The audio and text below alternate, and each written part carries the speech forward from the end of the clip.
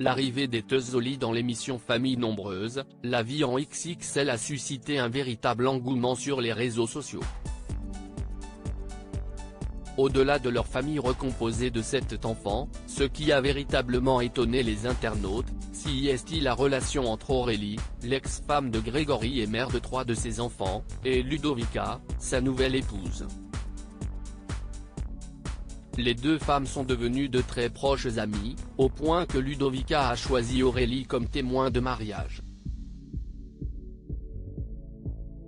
Jusqu'à présent, le trio semblait avoir trouvé son équilibre. Cependant, le 24 juillet 2023, Ludovica a partagé une révélation qui pourrait tout changer.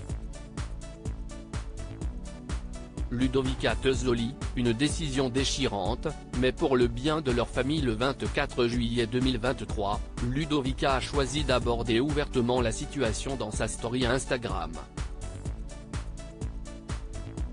Je reçois beaucoup de messages me demandant où est passé Greg. C'est un peu compliqué en ce moment. On a décidé de ne plus habiter ensemble, a-t-elle révélé. Parfois, quand il y a des enfants de part et d'autre, c'est un peu compliqué.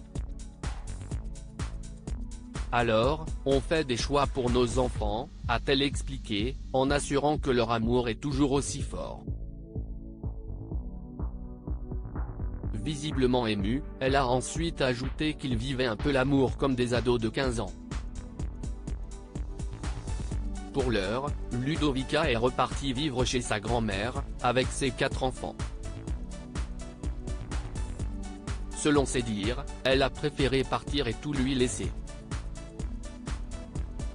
Malgré cette séparation, Ludovica continue de maintenir une relation avec Grégory. D'ailleurs, elle continuera également à partager des moments avec lui dans ses stories.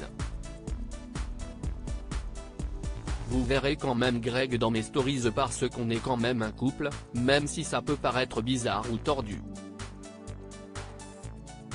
Ludovica et Grégory Tezzoli @Instagram Ludovica et Aurélie, une amitié qui s'effrite. Ludovica a pris les devants en répondant aux questions des internautes concernant sa relation avec l'ex-femme de son mari. Apparemment, cela fait déjà un moment qu'elles ne se parlent plus. L'amitié n'est pas possible quand on est la belle-mère des enfants ou alors, il faut être d'accord sur tout et ce n'était pas notre cas, a-t-elle expliqué. Elle a conclu en disant « Je ne regrette rien. On a été amis pour de vrai. Seulement, pour les enfants, on n'a jamais été d'accord sur rien ». Cette déclaration met en lumière les défis auxquels sont confrontées les familles recomposées.